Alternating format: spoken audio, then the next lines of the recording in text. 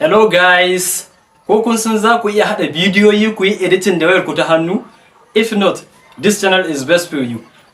A wannan bidiyo za ku san da cewa kuna iya yin bidiyo ku yi editing din shi da wayar ku ta hannu ba tare da kun je kun so camera ko kuma kun so irin manyan wayoyin ga kamar su iPhone 11, iPhone 12, iPhone 13 Pro Max ko kuma Samsung. No, za ka yi shi ne da wayarka ta hannu. Kun ga wannan wayar tawa tsohuwar Tecno kamar 15 ce.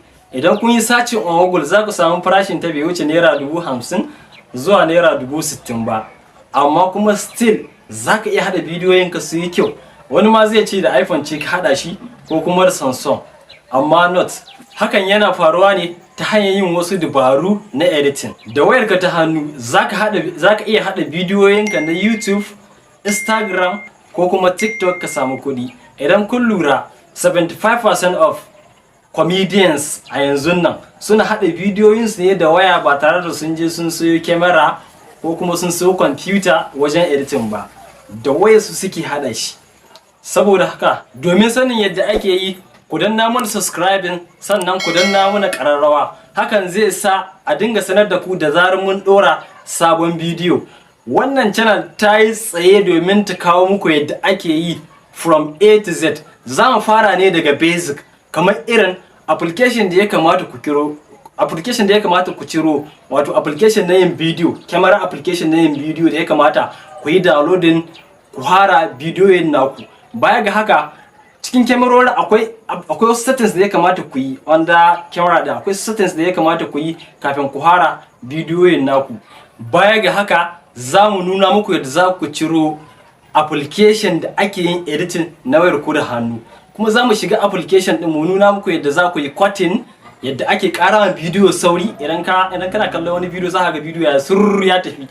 Kuma za mu nuna muku yadda ake making bidiyo ya slow ba kaɗan.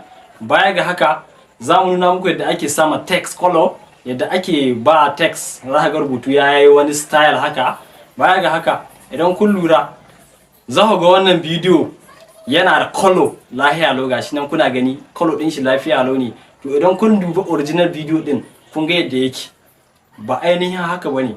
Ana amfani da color grading. A gaba kuma za mu nuna muku yadda ake text animation. Idan kuna kallon wasu bidiyoyi irin namu Hausa Film episode namu, za ku ga intro, za ku ga yadda rubutu yake wani haka.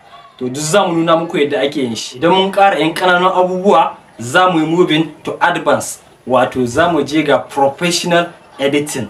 Za ku koyi yadda ake ɗaukin hoto da wayar ku, kuma za mu nuna muku irin tricks nan da ake ɗauka, video tricks da zai baku mamaki.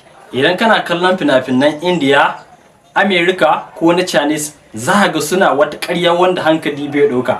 Hakan yana faruwa ne ta hanyar yin amfani da green screen, ko kuma kaga hannun mutum yana fidda wuta, ko kuma magic, ko kuma kaga fatalwa. Kun san kuna kallon fina-finan da ku ga fatalwa haka, to duk ana making din shi ne da green screen. Ko kuma kaga an yi changing background kamar yadda na yi, to duk ana amfani ne da shi ta hanyar amfani da green screen.